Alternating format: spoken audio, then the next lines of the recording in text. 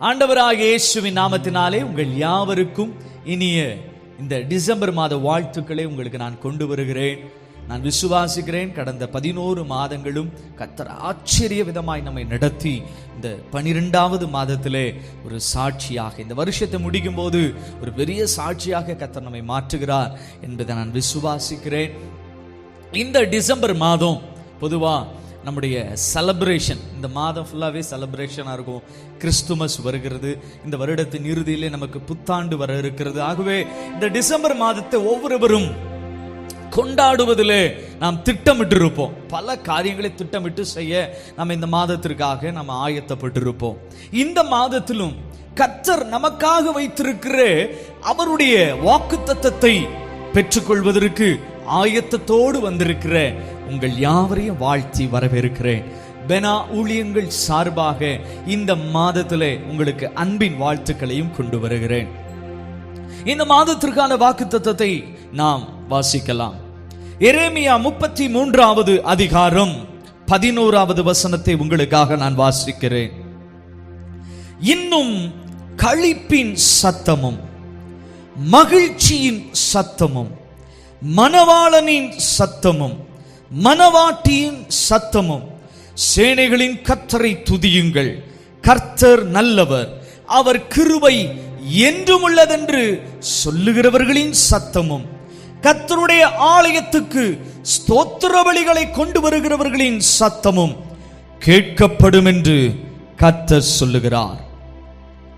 அவர்கள் முன்னிருந்தது போல் இருக்கும்படி தேசத்தின் சிறையிருப்பை திருப்புவேன் என்று கர்த்தர் சொல்லுகிறார். என கண்பானவர்களே, இந்த வசனத்திலே அநேக வித சத்தங்கள் குறிப்பிடப்பட்டிருக்கிறது. ஆண்டவர் என்னோடு கூட பேசின ஒரு வார்த்தையை உங்களுக்கு நான் காண்பிக்க விரும்புகிறேன். மகிழ்ச்சியின் சத்தமும் மகிழ்ச்சியின் சத்தம் கேட்கப்படும் என்று கர்த்தர் சொல்லுகிறார். மகிழ்ச்சியின் சத்தம் கேட்கப்படும் என்று கர்த்தர் சொல்லுகிறார். கடந்த 11 மாதங்கள் நம்முடைய வீடுகளிலே பல்வேறு சத்தங்கள் கேட்டுக்கொண்டிருந்தன. கடந்த 11 மாதங்கள் நம்முடைய தேசத்திலே, இந்திய தேசத்திலே, உலக நாடுகளிலே பல்வேறு வித சத்தங்கள் கேட்டுக்கொண்டிருந்தன. இந்த டிசம்பர் மாதம் 1ஆம் தேதியிலே கர்த்தருடைய வார்த்தையின் சத்தத்தை கேட்டுக்கொண்டிருக்கிற தேவ ஜனமே, உன்னுடைய 11 மாதங்களிலே கேட்ட சத்தத்தை போல இந்த 12வது மாதம் இருக்காது. இந்த 12வது மாதத்திலே கர்த்தர் நமக்கு கொடுக்கிற வாக்குத்தத்தம், இன்னும் மகிழ்ச்சியின் சத்தம் கேட்கப்படும் என்று கர்த்தர் சொல்லுகிறார். அட்மாஸ்பியர் மாறப்போது, சூழ்நிலையை கர்த்தர் மாற்றப் போகிறார். மகிழ்ச்சியின் சத்தம் கேட்கப்படும். இன்னும் சில வசனங்கள் இப்படியாக சொல்லப்பட்டிருக்கிறது. ஏசாயா 56:7, நான் என் பரிசுத்த பர்வதத்துக்கு கொண்டு வந்து என் ஜெப வீட்டிலே அவர்களை மகிழ பண்ணுவேன். மகிழ பண்ணுவேன், மகிழ பண்ணுவேன். என் ஜெப வீட்டிலே நான் அவர்களை மகிழ பண்ணுவேன். உங்க குடும்பத்திற்கென்ற ஒரு மகிழ்ச்சியின் சத்தம் இன்னும் இருக்கிறது. அது முடிந்து போகவில்லை. அது முடிஞ்சிருச்சு நீங்க நினைச்சு உடஞ்சு போய் உட்கார்ந்துருக்கிறீங்களா?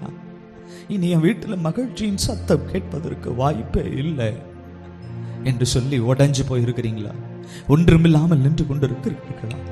எல்லாவற்றையும் இழந்தவர்களாய் நின்று கொண்டிருக்கிறீர்களா? ஆண்டவர் சொல்லுகிறார், இன்னும் இந்த மாதத்துல, இந்த 12வது மாதத்துல உன் செவிகளுக்கான ஒரு மகிழ்ச்சியின் சத்தம் வந்து கொண்டிருக்கிறது.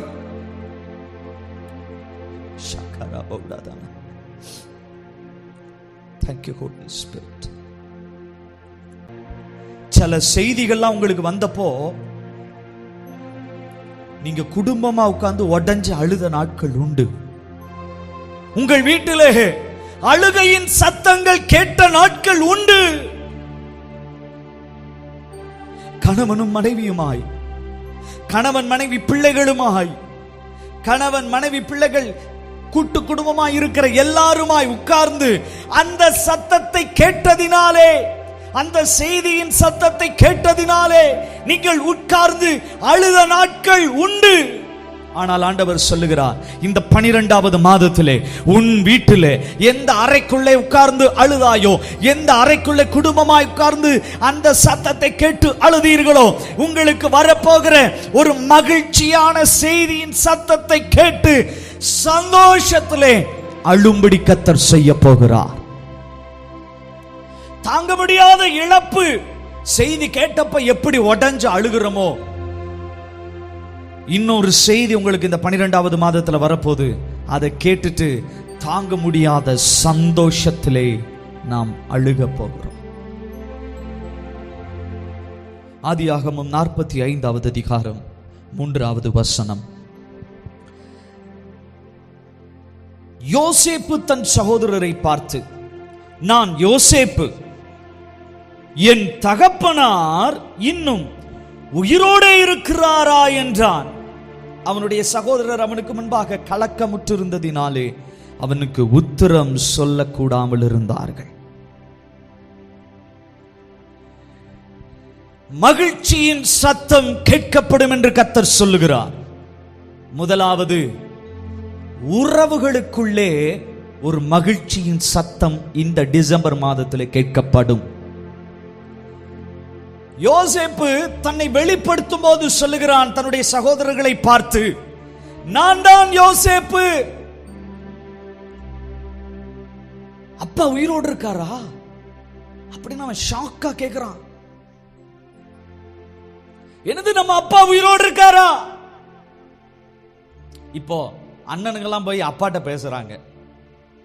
அந்த வசனத்தை நீங்க 45வது அதிகாரம் 26வது வசனத்தில், யோசேப்பு உயிரோடு இருக்கிறான், அவன் எகிப்து தேசத்துக்கெல்லாம் அதிபதியாய் இருக்கிறான் என்று அவனுக்கு அறிவித்தார்கள். இங்க யோசேப்பு கேட்கிறான் எங்க அப்பா உயிரோடு இருக்காரான்னு. இங்க யாக்கோபு கேட்கிறான் என் பையன் உயிரோடு இருக்கானா? சகோதரர்கள் சொல்ற செய்தி என்னன்னா, அப்பா அப்பா,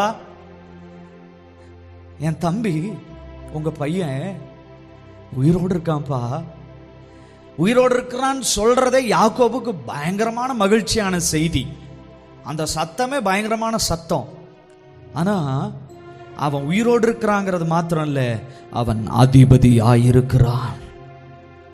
அதிபதியாயிருக்கிறான் என்கிற சத்தம் எப்படி இருக்குங்க யாக்கோபுக்கு? தாங்க முடியாத சந்தோஷம்.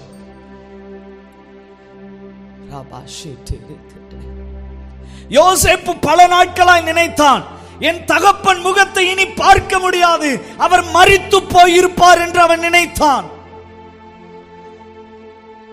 யாக்கோபு நினைச்சான் யோசேப்பை இனி பார்க்க மாட்டேன், அவன் மரிச்சு போயிட்டான். இவனை மரிச்சிட்டான்னு நினைக்கிறாரு, இவரை மரிச்சிட்டான்னு நினைக்கிறாரு. ஆக மொத்தம் 2 பேரும் முடிஞ்சதுன்னு நினைச்சிட்டு இருக்கிறாங்க. இப்ப 2 பேரையும் கர்த்தர் சந்திக்கும்படி கர்த்தர் செய்கிறார். இந்த சத்தம் எப்படிப்பட்ட சத்தம்? உயிரோடு இருக்கிறாங்கிறத விட அதிபதியாயிருக்கிறான்.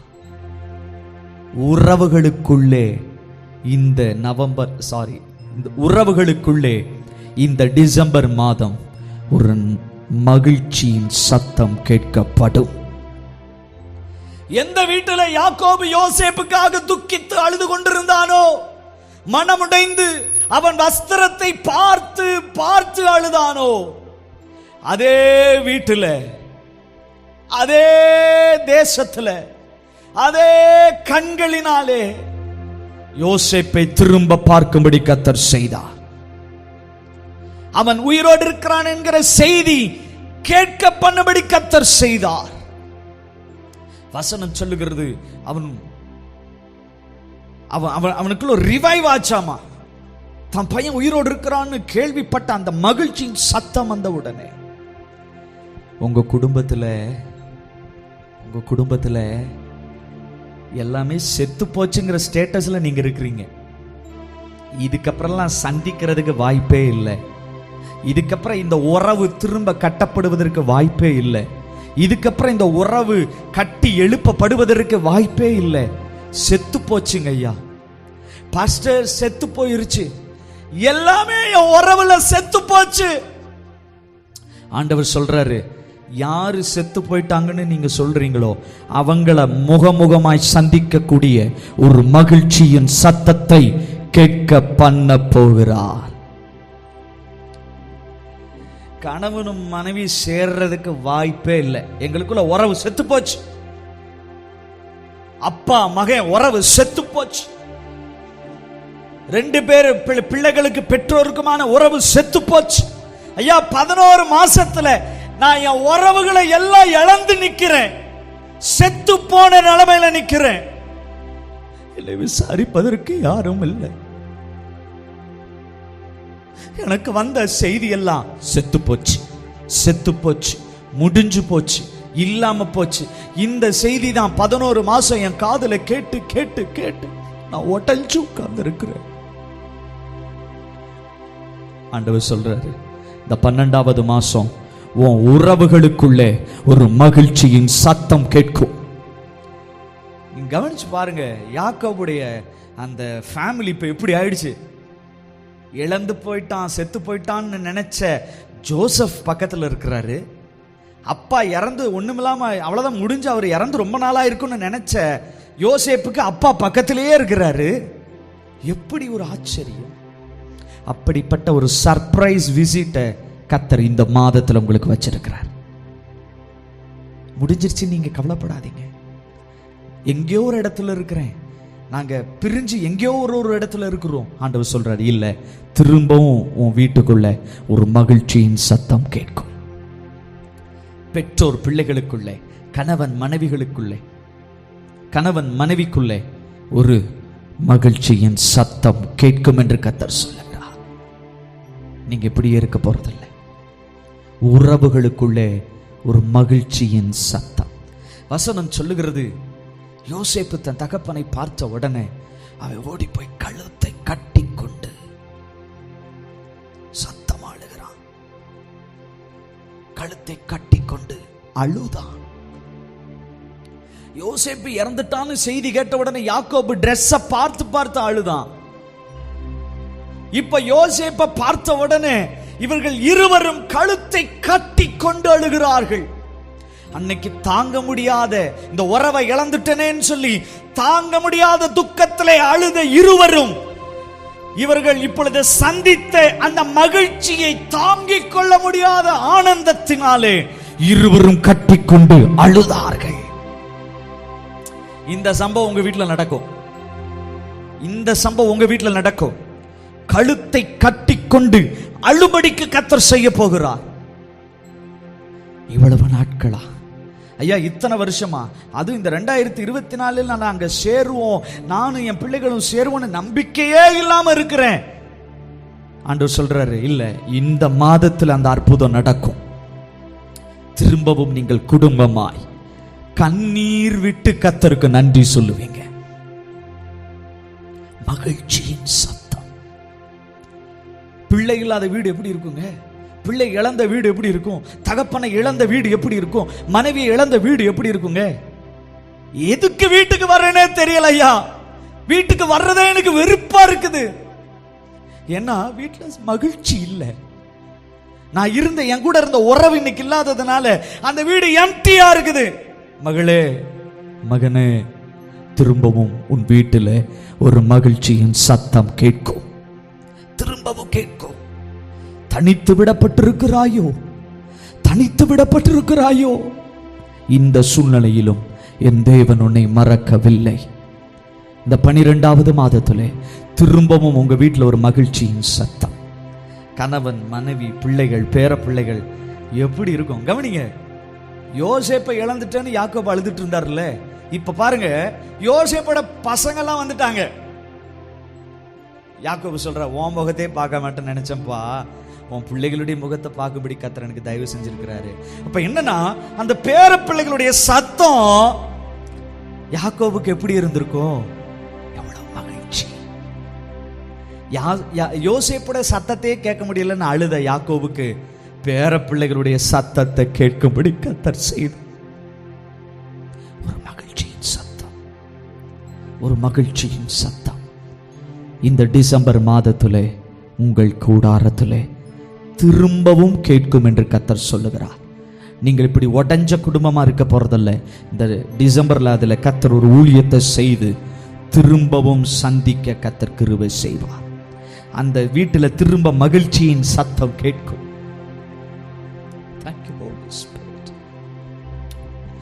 தாங்க முடியாத இழப்பை நினைச்சு அழுத 2 பேரும் இப்ப தாங்க முடியாத சந்தோஷத்தில் அழுகிறார்கள். அந்த மகிழ்ச்சியிலே ஆனந்த கண்ணீர் வருகிறது. இந்த 11 மாதத்துல நீங்க தாங்க முடியாத இழப்புல அழுத நாட்கள் உண்டு. இந்த 12வது மாதத்துல தாங்க முடியாத சந்தோஷத்தினால் நீங்கள் அழுக போகிறீர்கள். அந்த மகிழ்ச்சியின் சத்தம் கேட்கும். வசனம் சொல்லுகிறது, யோசேப்பு அழுத போது அங்க சுற்றியுள்ள எல்லாருக்கும் சத்தம் கேட்டுச்சு, அரண்மனைக்கே அந்த சத்தம் கேட்டுச்சான். ஏன்னா அந்த மகிழ்ச்சி அவ்வளவு பெருசு, அவ்வளவு பெரிய சந்தோஷம். நீங்க கைவிடப்பட்டு இழப்புல அழுத போது எல்லாரும் உங்களை கை நீட்டி கேவலமா பேசினாங்கல்ல. இந்த மாதத்திலே வரப்போகிற மகிழ்ச்சியின் சத்தத்தை தேசமே கேட்க போகிறது, அரண்மனையே கேட்க போகிறது. எல்லாருடைய காதுகளும் நீங்கள் மகிழ்ச்சியின் சத்தத்தினால் நிரம்பு இருக்கிறதை, ஆனந்த கண்ணீர் விடுகிறதை இந்த தேசம், பட்டணம், உங்கள் உறவுகளை காணும்படி கர்த்தர் செய்ய போகிறார். உறவுகளுக்குள்ளே மகிழ்ச்சியின் சத்தம் கேட்கப்படும் என்று கர்த்தர் சொல்கிறார். லூக்கா 7வது அதிகாரம் 13வது வசனம். கர்த்தர் அவளை பார்த்து அவள் மேல் மனதுருகி அழாதே என்று சொல்லி கிட்ட வந்து பாடையை தொட்டார். அதை சுமந்தவர்கள் நின்றார்கள். அப்பொழுது அவர், வாலிபனே எழுந்திரு என்று உனக்கு சொல்லுகிறேன் என்றார். மரித்தவன் எழுந்து உட்கார்ந்து பேசத் தொடங்கினான். அவனை அவன் தாயினிடத்தில் ஒப்புவித்தார். ஒரே மகன், ஒரே மகன்.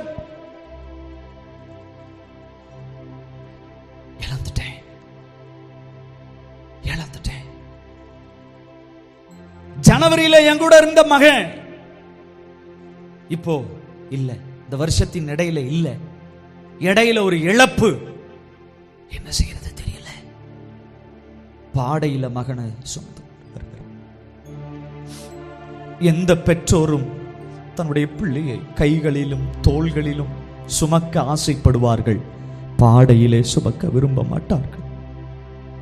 ஏன்னா பையன் பாடையில வரும்போது அந்த தாய்க்கு தாங்க முடியாத வேதனை, தாங்க முடியாத துக்கம். இந்த வருஷத்துல எதற்கு இந்த இழப்பு? இந்த வருஷம் எனக்கு எவ்வளவு பிராமிஸ் வேர்டு கிடைச்சது, ஆனாலும் என் பையனை இடையில இழந்துட்டனே. ஊராரில் வெகு ஜனங்கள் அவளோட அழுது கொண்டு வந்திருந்தார்கள். ஆண்டவர் சொன்னார், அழாத, தாங்க முடியாத இழப்பு சந்திச்சிட்டல்ல. இந்த வருஷத்துல இடையில தாங்க முடியாத ஒரு இழப்பை நீ சந்திச்சு ஒட்டஞ்சு போய் வந்திருக்கிறல்ல. இந்த 12வது மாதத்திற்குள்ள ஒரு பாடையை சுமப்பது போல உனக்குரியவைகளை இழந்து வந்திருக்கல்ல. ஆண்டவர் சொல்றாரு, அழாத, அழாத, அழாத.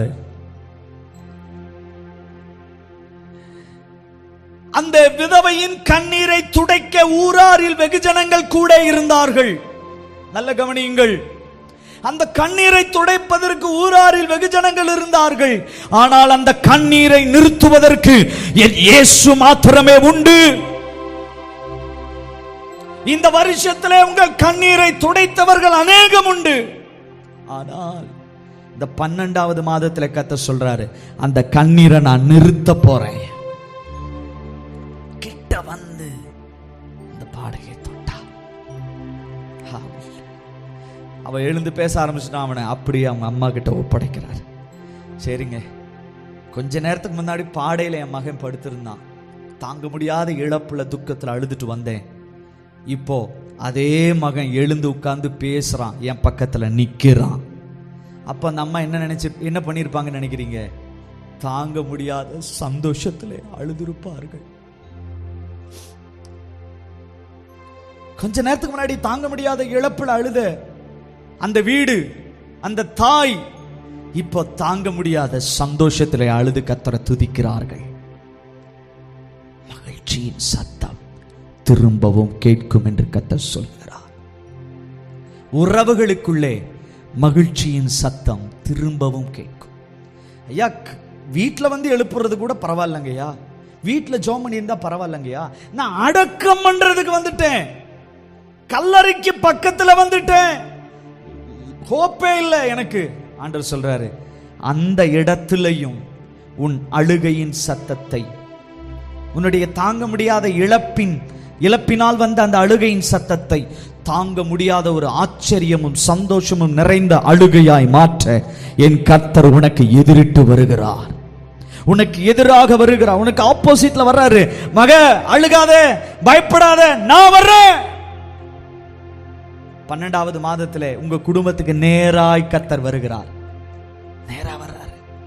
11 மாசம் எல்லாம் முடிச்சு பாடையில சுமந்துட்டு வர்ற மாதிரி வந்திருக்கிறீங்க. இதெல்லாம் ஹோப்பே இல்லை பாஸ்டர், முடிஞ்சுது, இனியெல்லாம் இந்த 12வது மாசம் வந்துருச்சு, இதுக்கப்புறம் இது உயிர் அடைகிறதுக்கெல்லாம் வாய்ப்பே இல்லை, ஸ்ட்ரைட்டா போய் அடக்கம் பண்றதுக்கு தான் நாங்க ரெடியா இருக்கிறோம் அப்படின்னு நீங்க இருக்கலாம். ஆனா கர்த்தர் சொல்ற, உங்க வீட்டில் உங்க மகனுடைய சத்தம் திரும்பவும் கேட்கும், திரும்பவும் கேட்கும். ஒரு மகிழ்ச்சியின் ஆனந்த கண்ணீர் உங்கள் கூடாரத்திலே கேட்கும். தேங்க்யூ. இன்னும் 2வது ஒரு காரியத்தை உங்களுக்கு காண்பிக்க விரும்புகிறேன். எஸ்ரா 3வது அதிகாரம் 12வது வசனம். முந்தின ஆலயத்தை கண்டிருந்த முதிர்வயதான ஆசாரியரிலும் லேவியரிலும் பிதாக்கள் வம்சங்களின் தலைவரிலும் அநேகர் இந்த ஆலயத்துக்கு தங்கள் கண்களுக்கு முன்பாக அஸ்திபாரம் போடப்படுகிறதை கண்டபோது மகா சத்தமிட்டு அழுதார்கள். வேறே அநேகம் பேரோ கம்பீர சந்தோஷமாய் ஆர்ப்பரித்தார்கள். 13வது வசனம். ஜனங்கள் மகா கம்பீரமாய் ஆர்ப்பரிக்கிறதினால் அவர்கள் சத்தம் வெகு தூரம் கேட்கப்பட்டது. ஆனாலும் சந்தோஷ ஆரவாரத்தின் சத்தம் இன்னதென்றும் ஜனங்களுடைய அழுகையின் சத்தம் இன்னதென்றும் பகுத்தறிய கூடாதிருந்தது. இந்த வசனம் ஆரம்பிக்கும் போது முந்தின ஆலயத்தை கண்டிருந்த,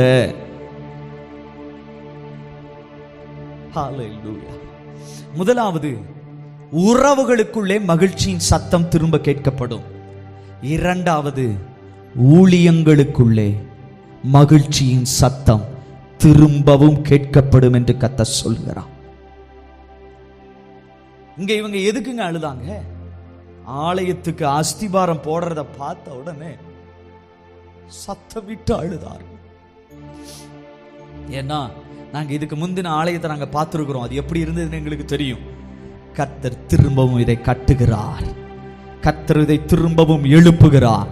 எங்க கண்களுக்கு முன்பாக இடிந்த இந்த ஆலயத்தை, இந்த அலங்கத்தை கர்த்தர் திரும்பவும் கட்டி எழுப்புகிறார் என்ற காட்சியை பார்த்தவுடனே மகா சத்தமிட்டு அழுதார்கள். நீங்க துவங்கின காரியம் இந்த வருஷத்தின் இடையில நிறுத்தப்பட்டு முடக்கப்பட்டு அது அப்படியே தோற்று போனது போல உங்க கண்களுக்கு தெரியலாம். ஆனால் ஆண்டவர் சொல்லுகிறார், இந்த 12வது மாதம் உன் கைகள் அஸ்திபாரம் போடும், உன் கைகள் அஸ்திபாரம் போடும், உன் கைகள் அதை திரும்ப கட்டும், அந்த அலங்கத்தை எழுப்பும். எல்லாரும் இடிஞ்ச ஆலயத்தை, இடிஞ்ச அலங்கத்தை, இடிஞ்ச குடும்பத்தை, இடிஞ்ச ஊழியத்தை பார்த்து நகைக்கிற கூட்டங்கள் அநேகம். ஆனால் கர்த்தர் சொல்லுகிறார், திரும்பவும் ஒரு மகிழ்ச்சியின் சத்தம் கேட்கும். ஊழியத்தில் கேட்க போகிறது, சபைகளுக்குள்ளே கேட்க போகிறது, திரும்பவும் கேட்கும். அது முந்தின ஆலயத்தின் மகிமையை காட்டிலும் இந்த பிந்தின ஆலயத்தின் மகிமை பெரிதாயிருக்கும். அத அஸ்திபாரம் போடுறத பார்த்த உடனே சத்தமிட்டு சந்தோஷத்தில் அழுகிறார்கள். அந்த சத்தம் வெகு தூரம் கேட்டது என்று வசனம் சொல்லுகிறது. யோசேப்பு அழுத சத்தம் வெகு தூரம் கேட்டது. நீங்கள் அழுகிற சத்தம் வெகு தூரம் கேட்கும். ஏன்னா அது நீங்க வேதனையில வடிச்ச கூக்குரல்ல வடிச்ச அந்த சத்தம் கிடையாது, மகிழ்ச்சியில நீங்கள் வடிக்கிற சத்தம். ஹalleluya, thank you holy spirit. தெய்வம் நம்மளை எவ்வளவு நேசிக்கிறார் பாருங்களேன். இடிஞ்சதா கர்த்தர் விட மாட்டாருங்க. கர்த்தர் தம்முடைய தாசனை அனுப்பி திரும்பவும் எடுத்து கட்டுவார். அப்போ அங்க மகிழ்ச்சியின் சத்தம் உண்டாகும். ஒருவேளை எல்லாமே உடைஞ்ச நிலைமையில வீடு இருக்குது, எல்லாமே உடைஞ்ச நிலையில சபை இருக்குது. ஆண்டவர் சொல்லுகிறார், சபை உன்னுடையதல்ல, அது என்னுடைய மனவாட்டி, அதை நான் திரும்ப கட்டுவேன். அது இடிஞ்சிருச்சு, உடைஞ்சிருச்சு, ஒண்ணுமில்லாம ஆயிடுச்சுன்னு சத்துருவே நீ சந்தோஷப்படாதே. திரும்பவும் மகிழ்ச்சியின் சத்தம் இந்த பட்டணத்தில் கேட்கும். திரும்பவும் மகிழ்ச்சியின் சத்தம் இந்த தேசத்தில் கேட்கும். திரும்பவும் மகிழ்ச்சியின் சத்தம் என் குடும்பத்தில் கேட்கும். திரும்பவும் அஸ்திபாரம் போடுவார், திரும்பவும் கட்டி எழுப்புவார், மகிமைப்படுத்துவார். ஆலயங்களுக்குள்ளே மகிழ்ச்சியின் சத்தம் திரும்பவும் கேட்கப்படும் என்று கர்த்தர் சொல்லுகிறார். அந்த சத்தம் வெகு தூரத்துக்கு போக போகுது. ஒரு ஊழியமோ ஒரு குடும்பமோ உடைஞ்சா அவங்க 4 செவத்துக்குள்ளதான் அழுவாங்க. ஆனால் கர்த்தர் அவர்களுக்கு செய்ய போகிற நன்மையினால் பல கிலோமீட்டருக்கு கேட்கிற அளவுக்கு, பல நாடுகளுக்கு கேட்கிற அளவுக்கு மகிழ்ச்சியின் சத்தத்தை கர்த்தர் தொனிக்க பண்ணுவார். Thank you Holy Spirit. மூன்றாவது ஒரு காரியத்தை சொல்லி நான் முடிக்க விரும்புகிறேன். லூக்கா 2வது அதிகாரம் 10வது வசனம். தேவதூதன் அவர்களை நோக்கி, பயப்படாதிருங்கள், இதோ எல்லா ஜனத்துக்கும் மிகுந்த சந்தோஷத்தை உண்டாக்கும் நற்செய்தியை உங்களுக்கு அறிவிக்கிறேன். உறவுகளுக்குள்ளே மகிழ்ச்சியின் சத்தம், ஊழியங்களுக்குள்ளே நம்முடைய வாழ்க்கைக்குள்ளே கர்த்தருடைய மகிழ்ச்சியின் சத்தம். மூன்றாவது, உலகத்துக்கே ஒரு மகிழ்ச்சியின் சத்தத்தை கர்த்தர் வைத்திருக்கிறார். இந்த டிசம்பர் கிறிஸ்துமஸ் தினத்தை நாம் வருட வருடம் செலிப்ரேட் பண்றோம். ஒருவேளை சத்தியத்தையும் இயேசுவையும் அறியாத அநேக கூட்டங்கள் உண்டு. தங்கள் வாழ்க்கையிலே மருத்துவமனைகளிலும் தெருக்களிலும் மனிதர்களால் உறவுகளால் கைவிடப்பட்டு கூக்குரல் இடுகிற கூக்குரல் சத்தம் நிறைந்த எகிப்தில இஸ்ரவேல் ஜனங்கள் கூக்குரல் இட்டது போல அடிமைத்தனத்தில் இருக்கக்கூடிய கோடான கோடி ஜனங்கள் உண்டு. கர்த்தர் சொல்லுகிறார், இதோ உங்களுக்கு ஒரு மகிழ்ச்சியின் சத்தம் வருகிறது. நீங்கள் எந்த பாவத்திலே, எந்த அடிமைத்தனத்திலே, எந்த கண்ணீரிலே, எந்த வியாதியிலே இருக்கலாம், ஒருவேளை மருத்துவமனையில் அனுமதிக்கப்பட்ட நிலைமையிலே இந்த வார்த்தையை நீங்கள் கேட்டுக்கொண்டிருக்கலாம். உங்கள் படுக்கைக்கு அருகே யாரும் இல்லாம ஒருவேளை யாராவது இருந்து அவங்க பேசுற சத்தம், ஐயோ கடவுளே, யாராவது கடவுள் இருந்தா என் ஜீவனை எடுத்துக்கோ, இவங்க பேசுறது என்னால கேட்க முடியல, நான் இப்படியே செத்துட்டா நல்லா இருக்குமேன்னு படுக்கையில புலம்புகிற சகோதரனே, சகோதரியே, உங்களுக்கு ஒரு நற்செய்தியை சொல்லுகிறேன். இந்த சத்தம் தான் இந்த உலகத்துக்கே பெரிய மாற்றத்தை கொண்டு வந்தது. இந்த உலகத்துக்கு ஒரு மகிழ்ச்சியின் சத்தம் உண்டு. உங்கள் துக்கம் சந்தோஷமாய் மாறும். உடைஞ்சவங்களுக்கு இந்த வேர்டு எவ்வளவு பலன்ங்க, எவ்வளவு பெரிய பலன். நீங்க பாவத்திலும் சாபத்திலும் இருளையும் வியாதியிலும் இருந்தாலும் உங்களுக்கு ஒரு சத்தம் வருகிறது. உங்கள் எல்லாருக்கும் மிகுந்த சந்தோஷத்தை உண்டாக்கக்கூடிய ஒரு நற்செய்தி. அந்த ஆண்டவர் மானிடனாய் பிறந்திருக்கிறார். அந்த சத்தத்தை தான் நாங்கள் பேசிக் கொண்டிருக்கிறோம். அந்த சத்தம் எங்களை வாழ வைத்திருக்கிறது. உங்களையும் வாழ வைக்கும். உங்க வீட்டையும் திரும்ப கட்டி எழுப்பும். உங்கள் உறவுகளை திரும்ப கட்டி எழுப்பும். இருளில் பாவத்தில் அகப்பட்டிருக்கிறவர்களை விடுவிக்கதான் இயேசு உலகத்தில் வந்தார். இழந்து போனதை தேடும் ரட்சிக்கவுமே மனுஷகுமாரன் வந்தார். சாபத்தில் அக்கிரமத்தில் இருக்கிற நம்மை மீட்டு தேவ ராஜ்யத்துக்கு சொந்தமாக்கும்படிக்கு அந்த சத்தத்தை உங்களுக்கு நாங்கள் சொல்லுகிறோம். நீங்கள் எந்த சூழ்நிலையில் இருந்தாலும் சரி, உங்களை ரட்சிக்க இயேசு வல்லவராயிருக்கிறார். நீங்கள் எந்த இடத்திலிருந்து இந்த வார்த்தைகளை கண்ணீரோடு கேட்டுக்கொண்டிருந்தாலும் சரி, உங்கள் சூழ்நிலையை மாற்ற இயேசு வல்லவராயிருக்கிறார். அவர் நாமம் அதிசயம். உங்க வாழ்க்கை அப்படியே வேற விதத்தில் கர்த்தர் மாத்திடுவார். உங்க கணவன் மனைவி பிரிவை கர்த்தர் மாற்றுவார். உங்கள் வியாதிகளை கர்த்தர் மாற்றுவார்.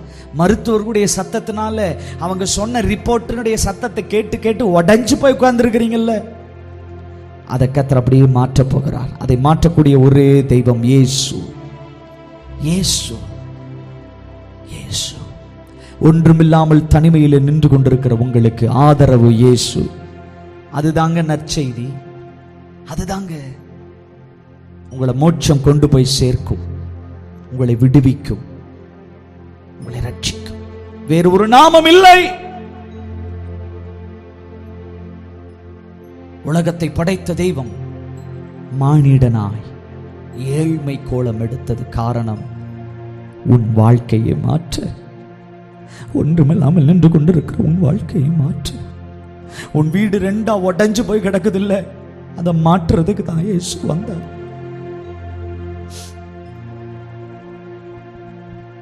உங்களுக்காக நான் ஜெபிக்க விரும்புகிறேன். நீங்கள் எங்கிருந்தாலும் சரி, இருக்கிற இடங்களில் கண்களை மூடி ஜெபியுங்கள். இப்பொழுதே அந்த தெய்வம் உங்கள் வீட்டிற்குள்ளே தம்முடைய பிரசன்னத்தை அனுப்பி உங்கள் வீட்டில் இருக்கிற இருள், சாபங்கள், வியாதிகள், படுக்கைகள் அவைகளை இயேசுவின் நாமத்தில் மாற்றட்டும். ஜெபிப்போமா? கிருபை நிறைந்த ஆண்டவரே, இந்த புதிய மாதத்தில் எங்கள் வாழ்க்கையிலே மகிழ்ச்சியின் சத்தத்தை திரும்பவும் கேட்க பண்ண போகிறேன். இதோ இந்த உலகத்திற்கு ஒரு மகிழ்ச்சியான செய்தி, இதோ ஊழியங்களுக்கு, குடும்பங்களுக்கு ஒரு மகிழ்ச்சியான செய்தி, இதோ உறவுகளுக்குள்ள ஒரு மகிழ்ச்சியான செய்தி. இந்த சத்தத்தை கர்த்தர் கொடுக்கிறதற்காக ஸ்தோத்திரம். உன்னை பாதியிலே உடைச்சிட்டேன், பாதியிலே இல்லாம ஆக்கிட்டேன், ஆலயத்தை உடைச்சிட்டேன், ஊழியத்தை உடைச்சிட்டேன், குடும்பத்தை உடைச்சிட்டேன், இந்த வருஷ இடையிலேயே இதெல்லாம் முடிச்சிட்டேன் அப்படின்னு சொல்லி பிசாசு எந்தெந்த குடும்பத்தை பார்த்து சந்தோஷப்பட்டு கொண்டிருக்கிறானோ, இதோ இடையிலே நடந்தது அல்ல, இறுதியிலே நடக்க போகிறது மகிழ்ச்சியின் சத்தம். இடையிலே நடந்த இழப்புகளை நினைச்சு உடைஞ்சு போய் உட்கார்ந்திருக்கிற குடும்பத்தில் இந்த ஆண்டின் இறுதியிலே செய்ய போகிற மகிழ்ச்சியின் சத்தத்திற்காக ஸ்தோத்திரம். எங்களை திரும்பவும் எழுப்பும், கட்டி எழுப்பும். இந்த ஆண்டு முடியும் போது, இந்த ஆண்டவரே மாதத்தின் ஒவ்வொரு நாளும் எங்க வீட்டில் மகிழ்ச்சியின் சத்தம் திரும்பவும் கேட்க பண்ணும், திரும்பவும் கேட்க பண்ணும். எங்களை அர்ப்பணிக்கிறோம். கேட்ட ஒவ்வொருடைய குடும்பங்களிலும் இந்த வார்த்தை அப்படியே கிரியை செய்கிறதற்காக ஸ்தோத்திரம். ஜீவனுள்ள சாட்சிகளை எழுப்பும் இயேசுவின் நாமத்தில் பிதாவே, ஆமென். கர்த்தர் உங்கள் யாவரையும் ஆசீர்வதிப்பாராக.